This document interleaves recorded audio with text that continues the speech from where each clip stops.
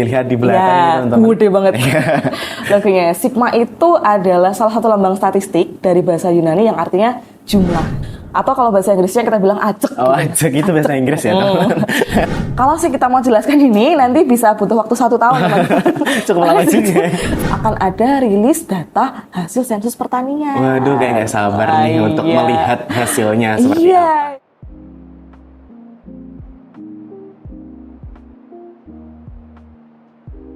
Assalamualaikum warahmatullahi wabarakatuh. Selamat datang lagi di podcast Sigma Talk. Kali ini dengan saya, Isal, selaku host pada podcast kali ini. Nah, teman-teman semuanya, tidak kalah spesial dari episode sebelumnya. Kali ini kita juga kedatangan tamu yang spesial, eksklusif dari pegawai Badan Pusat Statistik Kabupaten Kediri. Langsung saja kita sapa beliaunya. Selamat datang, Mbak, di podcast Sigma Talk. Ya, apa kabar Mbak hari ini? Sehat? Alhamdulillah. Kalau nggak sehat nggak bisa ketemu. Oh iya, betul. Nah, boleh diperkenalkan dulu pada teman-teman di rumah, Mbak. Oke. Halo teman-teman, halo Sobat Sigma Talk. Saya Bita Sari Paskalisa atau biasa dipanggil Bita. Panggil Mbak aja ya atau Kakak. Oh iya. Saya belum setua itu, belum 30 dipanggil Ibu. Saya pegawai di BPS Kabupaten Kediri. Sudah di Kediri selama 2 tahun 3 tahun ini gitu. Kemudian sebelumnya saya juga berdinas di BPS tapi di Kalimantan Tengah Kabupaten Lamandau. Oh gitu ya, Mbak. Itu perkenalan dari Mbak Bita. Ya. Dan nih Mbak, kalau ngomong-ngomong Sigma Talk dari episode kemarin nih kita juga banyak sekali ngomongin Sigma Talk. Ya. Apa sih itu Sigma Talk? Ya. Sigma Talk, Sigma sendiri ini ya logonya apa namanya, podcast kita kan. Bisa dilihat di belakang ya, teman-teman. Gede banget logonya. Sigma itu adalah salah satu lambang statistik dari bahasa Yunani yang artinya jumlah gitu kan. Kalau artinya Sigma Talk ini, nah kita telaah dulu. Kalau sekarang ini lagi viral bahasa di medsos, di TikTok itu loh teman-teman. TikTok tentang Sigma male atau Sigma female gitu kan, lagi viral. Ih, kamu Mas Isal kok Sigma male banget sih gitu. Nah, artinya apa sih teman-teman? Jadi kami memandang teman-teman di Potik Uniska ini adalah teman-teman yang memiliki pola pandang tersendiri, kemudian memiliki kemampuan untuk mampu keluar dari zona nyaman, sehingga teman-teman itu berani dan mampu untuk bergabung di Potik ini dan kita menghasilkan produk-produk baru seperti salah satunya dalam podcast ini. Nah, nanti podcast ini harapannya kita mampu memberi jawaban atau merangkum gitulah istilahnya dari pertanyaan teman-teman semua, dari mahasiswa, dari masyarakat umum terkait apa sih tentang statistik itu gitu. Nah, harapannya dengan podcast ini dapat memberi jawaban atas pertanyaan-pertanyaan semua terkait statistik gitu, Mas Isa. Nah, jadi itu ya teman-teman penjelasan mengenai kenapa sih kok dinamakan Sigma Talk. Nah, tadi kan mengenai penjelasannya nih, apa sih kepanjangan dari Sigma Talk ini? Sampai lupa saya mau jelasin kan.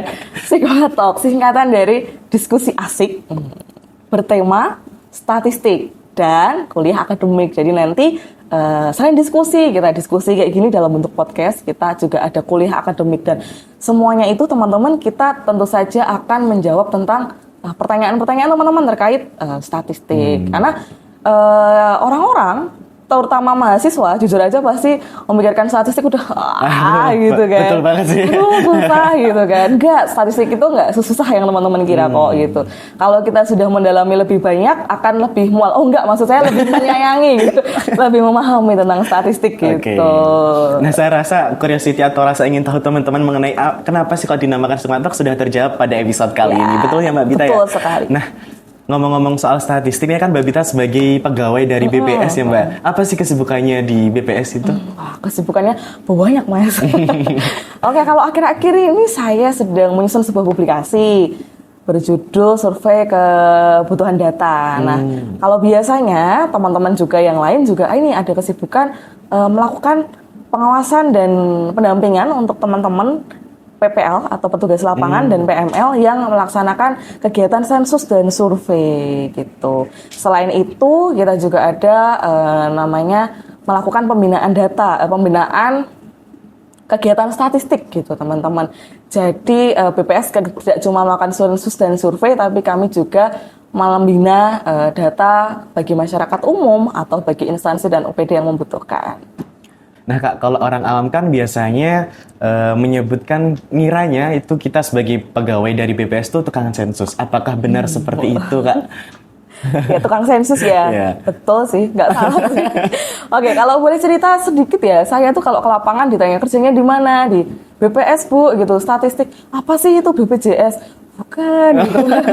Kalau kalau kami bilangnya, oh tukang sensus gitu, pasti, oh gitu, langsung masyarakat langsung welcome, oh tukang sensus gitu. Jadi masyarakat memang lebih memahami kalau kami itu tukang sensus gitu ya.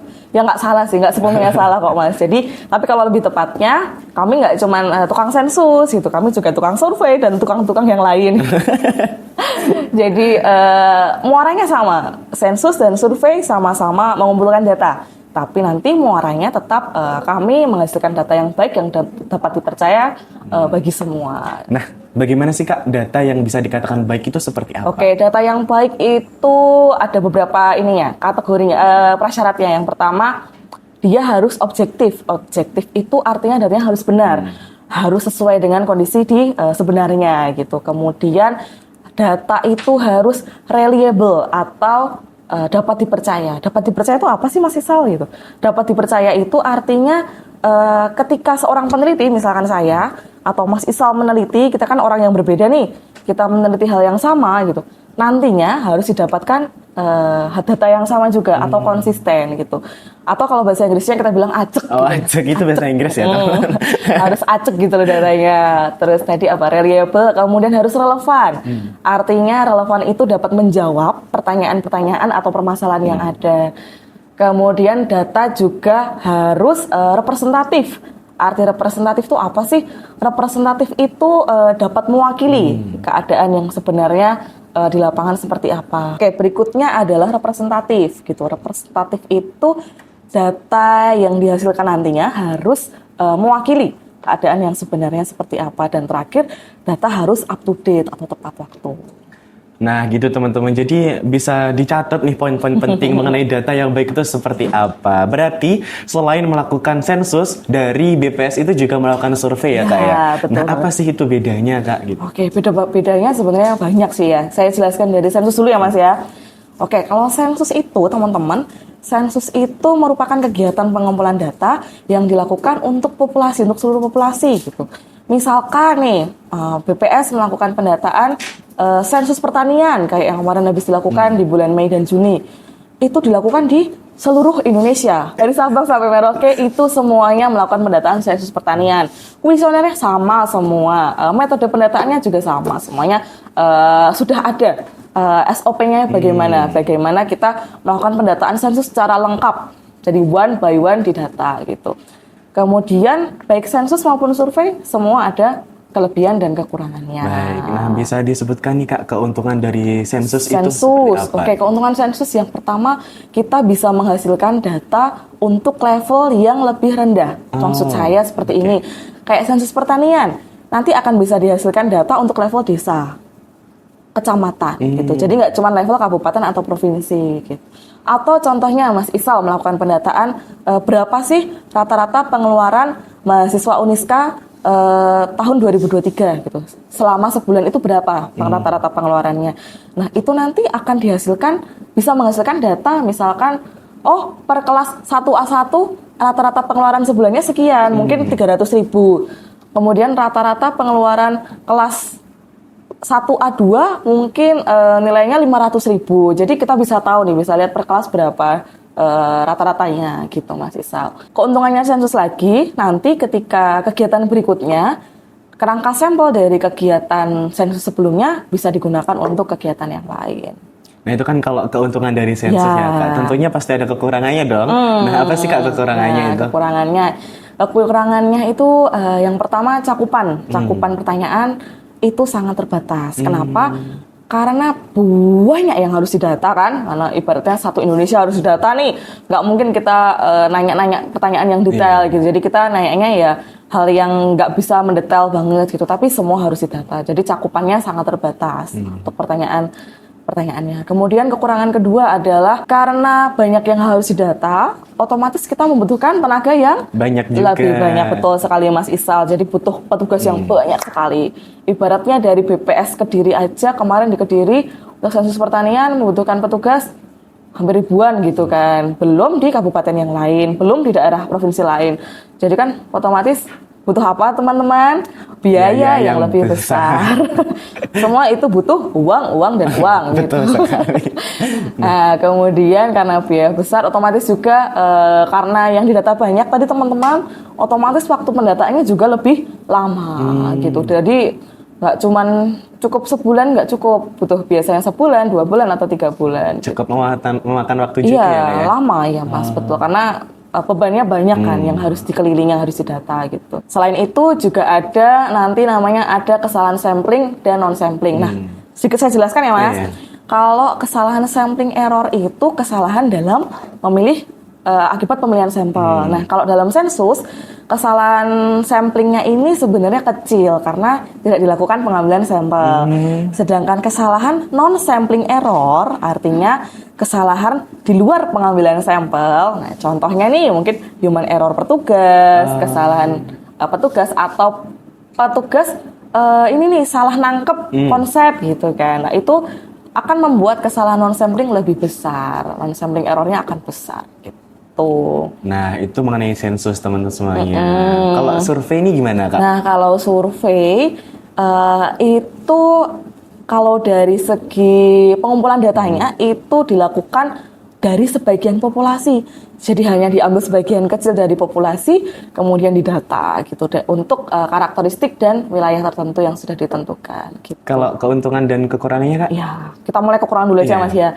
Kalau kekurangannya itu ini level estimasinya harus wilayah yang besar. Contoh, kalau tadi sensus kan bisa level kecamatan atau bahkan desa.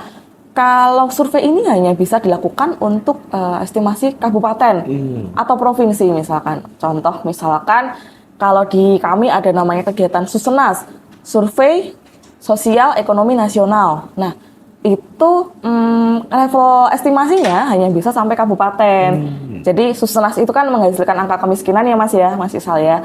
Itu hanya ada angka kemiskinan level kabupaten saja gitu. Atau provinsi. Nggak ada tuh angka kemiskinan level kecamatan, nggak ada. Karena kembali lagi kita atau tadi survei gitu, bukan sensus. Nah, kalau keuntungannya, Kak, dari survei ini Oke, apa? kalau keuntungannya karena yang didata lebih sedikit ya Mas Isal ya, otomatis dari segi tenaga itu butuhnya lebih sedikit juga, gitu. Efeknya apa sih kalau lebih sedikit lebih menguntungkan? Kalau petugasnya lebih sedikit, kita bisa memilih petugas yang akan dipakai gitu. Misalkan ada petugas A, B, dan C, dan D. Kita bisa milih nih petugas, aku mau petugas yang C aja deh. Menurut kami dia lebih pintar dalam memahami konsep atau dia lebih luas dalam berkomunikasi dengan responden. Jadi harapannya ketika petugasnya yang dipilih lebih baik, nanti data yang dihasilkan juga semakin baik juga. gitu ya. Kemudian selain itu tadi apa? Jumlah petugas sedikit, kemudian waktunya juga tidak begitu lama, tidak selama sensus. Kemudian karena petugas sedikit, otomatis uang yang dikeluarkan atau biaya yang dikeluarkan juga lebih sedikit juga lebih hemat kan, guys, gitu. Oke, selain itu juga kesalahan. Nah, kalau kesalahannya itu, ini agak kerugian sih sebenarnya Mas, karena kita melakukan pengambilan sampel, otomatis akan ada namanya sampling error, kesalahan ketika pengambilan sampel itu pasti ada. Sedangkan kesalahan non sampling errornya mungkin ada, tetapi bisa diminimalisir gitu kan. Kemudian kalau dari segi kualitas data, karena petugasnya pilihan tadi, otomatis hasilnya akan lebih baik dari sensus. Kalau sensus tadi kan petugasnya lebih banyak, lebih uncontrol, variabelnya lebih banyak gitu, Mas Isal. Nah, teman-teman ngomong-ngomong soal sampling nih, ada nggak sih Kak contoh pelaksanaan sampling itu di lingkungan kita, di kehidupan sehari-hari kita gitu? Ada banget Mas sebenarnya. Jadi sebenarnya mungkin Mas Isal bahkan atau teman-teman juga mungkin sudah melakukan sampling ini gitu. Apa namanya, misalkan ya Mas Isal mau melakukan pendataan tadi rata-rata berapa rata-rata pengeluaran mahasiswa Uniska selama sebulan gitu kan. Misalkan mau mendapat data itu, tapi nggak didata semua nih, cuman beberapa aja. Misal satu kelas diambil 15. Lah, 15 orang tadi itu adalah sampelnya sudah. Sedangkan populasinya bagaimana? Populasinya ya mahasiswa Uniska tadi, betul. Nah, mungkin nggak sadar ya gitu. Mungkin nggak sadar. Nah, contoh lainnya ini yang kehidupan sehari-hari banget. Misalkan Mas Isal, ibunya sering masak? Sering dong, Nah, mantannya. sering. Nah, sering masak sambal nggak? Sering. Nah, sering. Nah, kalau masak sambal itu kan pertama yang harus disiapkan adalah bahan-bahannya. Iya. Berambang sampai bawang merah, cabe, ngomong lomba. Bawang merah, cabe, tomat, terasi Iya. gitu kan. Terus apa namanya? Garam. Gula kan di ensemble, diulek, digabung, diulek terusan dicampur. Kemudian cara tahu rasanya gimana Mas Isal? Dicicipin dong tentunya pakai Dicicipin. sendok gitu Pakai ya. sendok kan, diduli, dipakai sendok, Iya. diicipin gitu kan. Baru kerasa, gimana rasanya, sudah pas belum manisnya, asinnya, sudah balance belum, malah balance tapi medok ya. Jadi balance belum kayak di kontes masak ya bahasanya. Sudah balance belum rasanya gitu kan. Nah kalau sudah balance ya berarti siap disajikan gitu. Kalau belum ya diperbaiki dulu gitu kan. Nah itu juga sampling Mas Isal. Jadi kita nggak perlu mengetahui rasa sambal seluruhnya dalam satu cobek, harus dirasakan semua. Untuk mengetahui karakteristiknya, kita cukup mengambil sampel 1 sendok tadi. Kita sudah bisa tahu gimana sih rasa sambal buatan ibunya Mas Isal. Apakah sudah nampol, mantul, mantap betul atau bagaimana gitu kan. Nah kalau dengan 1 sendok aja sudah cukup, kenapa harus semua dimakan? Nah nanti kepedesan, nanti pencret gimana coba. Nah terus nanti waktu makan sama nasi, lauknya nggak pakai sambal berarti kan, kurang menantang nanti. Iya, berarti secara tidak langsung itu kita sudah melakukan pengambilan sampling ya kayak di hitungan sehari-hari. Iya, bahkan ibu kita loh sudah mengambil sampel kan, nggak kerasa kan. Nah, ada nggak sih Kak prasyarat untuk melakukan kegiatan pengambilan sampling Oke, ini? pengambilan sampel prasyaratnya ada teman-teman. Jadi ada 3 prasyaratnya. Yang pertama adalah desain probability sampling. Sampling itu ada 2 nanti Mas Isal. Ada probability sampling, ada non probability sampling. Atau bahasa Indonesianya sampling berpeluang atau tidak gitu ya. Kalau sih kita mau jelaskan ini nanti bisa butuh waktu 1 tahun teman-teman. Cukup lama juga.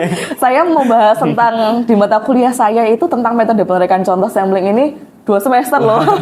Tentang probability dan non probability sampling ini. Jadi kita garis besar aja ya. Jadi kalau non probability sampling digunakan itu harus ada kerangka sampelnya. Mas Isal tahu nggak? Mungkin bingung ya teman-teman. Kerangka sampel itu seperti apa sih, daftar kerangka sampel? Misal tadi kita mau mendata rata-rata pengeluaran mahasiswa Uniska selama sebulan gitu kan. Nah, kita harus punya nih daftar kerangka sampel. Itu apa sih gitu? Daftar nama teman-teman. Jadi daftar nama seluruh mahasiswa Uniska kita harus tahu gitu. Harus punya dulu daftarnya untuk kita bahan untuk mendatanya nanti gitu loh. Jadi kita harus tahu siapa sih yang kita data, siapa aja namanya. Kita harus punya. Kalau kita nggak punya, ya kita nggak bisa pakai probability sampling. 1.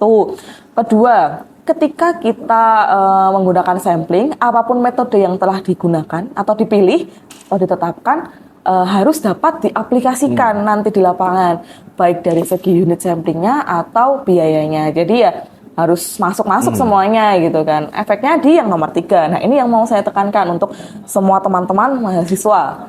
Ya mahasiswa, terlebih ke mahasiswa sih yang biasanya untuk lulus butuh penelitian kan, skripsi. Nah, ini harus ditekankan bahwa ketika kita sudah memilih sampel atau kita menggunakan suatu metode sampling tertentu, apapun kaidahnya ya dilakukan gitu. Jangan sampai diubah atau dikurangin atau ditawar, nggak bisa gitu teman-teman. Kenapa nggak bisa dikurangin, nggak bisa diubah-ubah? Ya karena itu sudah patokannya, sudah ada kaidahnya gitu loh. Kalau teman-teman ubah nanti hasil data yang teman-teman berikan pun juga dipertanyakan kan gitu. Kalau kalian mengikuti kaidahnya, teman-teman bisa bilang dengan kepercayaan sekian persen kita bisa meyakini bahwa bla bla bla bla bla. Nanti hasilnya kembali lagi kita menghasilkan data yang baik, yang bisa dipercaya, yang bisa digunakan hasilnya nanti gitu Mas Isal. Nah, panjang ya alurnya. Kalau di BPS itu juga melakukan kegiatan sampling nggak sih Kak? Iya, sampling iya, betul Mas Isal gitu. Tapi kalau saya koreksi lebih tepatnya kita nggak cuma melakukan kegiatan sampling atau survei ya. Jadi ada survei, ada sensus. Jadi kita melaksanakan keduanya tadi. Kalau survei tadi contohnya Susenas, ada juga Sakernas tentang ketenagakerjaan. Ada juga tentang survei industri mikro kecil, juga ada banyak. Kalau di jumlah survei di BPS itu ada ratusan jumlahnya, banyak sekali. Kalau sensus di BPS ada 3. Apa aja Mas Isal? Sensus. Oke, sensus pertanian, sensus ekonomi, sama sensus penduduk. Betul sekali. Aku Tahu tiga loh itu. saya juga. Habis di briefing ya. Oke, nah jadi ada 3 sensus itu. Nah, yang terakhir kemarin kita laksanakan di bulan Mei dan Juni adalah sensus pertanian. Gitu. Dan kalau boleh saya kasih bocoran nih ya teman-teman, untuk teman-teman podcast Sigmatok ini, bulan depan Mas Isal akan ada rilis data hasil sensus pertanian. Waduh, kayak nggak sabar nih untuk melihat hasilnya seperti Iya, apa. jadi nanti mungkin kita bisa bahas ya di Iya, podcast selanjutnya. betul. Nanti kita bisa tahu loh teman-teman, berapa sih petani di Kabupaten Kediri gitu kan. itu. Berapa atau apa komoditas unggulan di Kabupaten Kediri gitu. Mungkin Mas Isal dari mana wilayah tempat tinggalnya? Dari Kecamatan Wates, Oke, Kabupaten Wates Kediri. mana suaranya? Halo. Gitu. Halo Kecamatan Wates gitu kan. Nah, berapa sih petani di Kecamatan Wates gitu kan? Apa aja sektor komoditas unggulan di Kecamatan Wates dan kecamatan-kecamatan yang lain gitu. Nah, nanti tunggu aja bulan Desember. Nah, berarti ini juga penting dan berguna sekali untuk kakak tingkat saya nih ya, semester 7 yang sedang melakukan penelitian, bisa juga diambil samplingnya dari Ya, hasil bisa. pertanian itu ya, Kak ya. Bisa diambil datanya dari hasil publikasinya bisa. Nah, Kan bisa dibandingkan antar kecamatan. Loh, kok saya kasih bocoran? Kasih bocoran untuk teman-teman ya. Lanjutkan. Nah, jadi teman-teman semuanya jadi nggak sabar nih untuk membahas ini di podcast selanjutnya, betul ya Kak ya. Baik, teman-teman semuanya, itu pembahasan mengenai sensus dan survei dari Badan Pusat Statistik Kabupaten Kediri. Teman-teman kalau semisal ada yang ditanyakan, teman-teman bisa langsung datang di Ruang Baca Perpustakaan Fakultas Ekonomi pada hari Selasa eksklusif. Kita langsung tanya-tanya dengan pegawai Badan Pusat Statistik Kabupaten Kediri di sini, atau juga bisa lewat Instagram, Ya. bisa DM juga di Instagramnya Pojok Statistik Fakultas Ekonomi Uniska yang logonya warna kuning, teman-teman. Nah, Siapa tahu betul Mas, siapa tahu dengan komen, dengan DM nanti kita bisa jadi bahan nih untuk podcast selanjutnya, kita bisa menjawab pertanyaan-pertanyaan teman-teman. betul sekali. Teman-teman, sampai jumpa di chapter selanjutnya di Sigmatok Podcast Pojok Statistik Uniska Kediri. Dan saya Isal selaku host pada kali ini pamit undur diri. Sekian, wassalamualaikum warahmatullahi wabarakatuh. Waalaikumsalam warahmatullahi wabarakatuh.